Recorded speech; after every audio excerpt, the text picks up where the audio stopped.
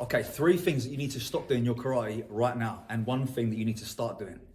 The first one is to stop overthinking. What I find a lot of time my students is that they think too much about what they're doing and it ends up messing them up. Your body's going to naturally find a way to do it, so just let the techniques happen and adjust it as you go. A good way to sort of get around this is to hit pads and punch bags, this kind of stuff, making impact work. I've said this in my videos before, but hitting the bag is going to give you the quickest feedback. So rather than thinking too much about it, you know, am I in the right position? Is this shoulder right? Hit something and your body will tell you whether it's right or wrong. You know, the feedback that you receive through the bag or through the pad is going to teach you very quickly and help you make those adjustments in a quicker time frame. People also overthink about making mistakes. You know, we can make mistakes in training. I always say to my students that the practice, like, you know, in the dojo, this is our training. We can make mistakes here. So don't worry about it. Just give it a try. You know, try the movements, throw the kick, throw the technique, try the kata. If it goes wrong, it goes wrong, but don't overthink it. You know, overthinking is going to block you and it's going to end up causing you problems down the line.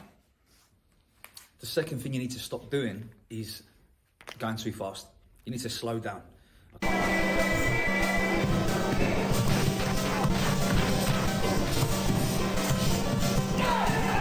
Oh, slow down, Maurice. A lot of people are over concerned with being faster, and we know that speed kills technique. Let's get the technique right first in a slow, controlled manner, and then we can start speeding the technique up. One thing I often say is that fast but wrong technique is still wrong. You know, it doesn't matter about being fast.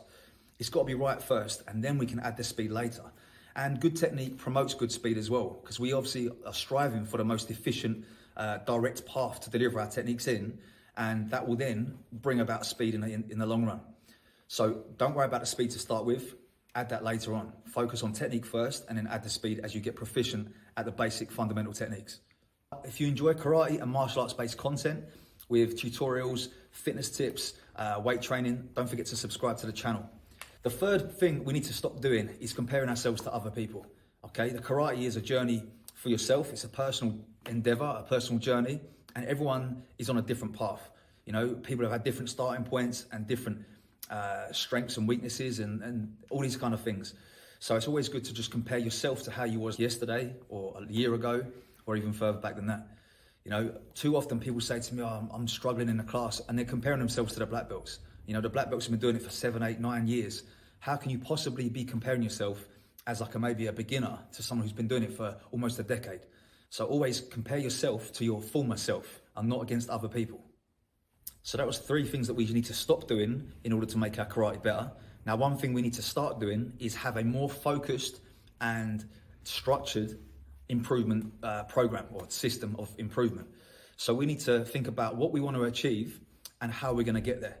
So for example, if we want to improve our kicks, we need to think, what does it look like to get those kicks better? What do we need to do? You know, what are the steps we need to take in order to get those kicks better? I like to compare it to kind of getting in the car and just driving aimlessly. You're never going to get to your destination if you don't have a plan and a structured route. So we need to look at what we want to achieve in our kicks or our katas or our techniques or our fitness or our flexibility, all these kind of things. Work the path backwards and think, how do we achieve that goal? And then build a program from there. And it can be even more specific. So you can just say, I want to get my kicks better, but then what specifically about the kicks do you want to get better? Do you want to get your mobility for your kicks better, faster, more control over the legs?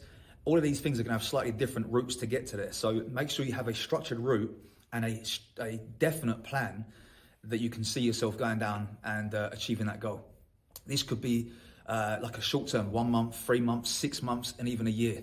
You know, we can plan these things out and make sure your training is a little bit more focused to the direction we're trying to go. Because often people's training just involves getting in the dojo or in a gym and just kind of doing things, you know, just doing whatever kind of comes to them at that time. But we need to have a structure and we need to think about how we're going to get from point A to point B. If you're interested in getting some martial arts inspired clothing and training gear, check out Art Martial Clothing. I'm going to put a discount code in the description of this video and a link to their website. So check out some of their stuff. They've got some great stuff for training in, shorts, jackets, t-shirts, all this kind of stuff. Good for training and good for casual wear as well. So take a look at them. Okay, so if there's any you'd like to add to that list of things that you should stop doing or things you should start doing in your karate journey, add them to the comments below. Subscribe to the channel if you haven't done already, and I'll see you in the next one.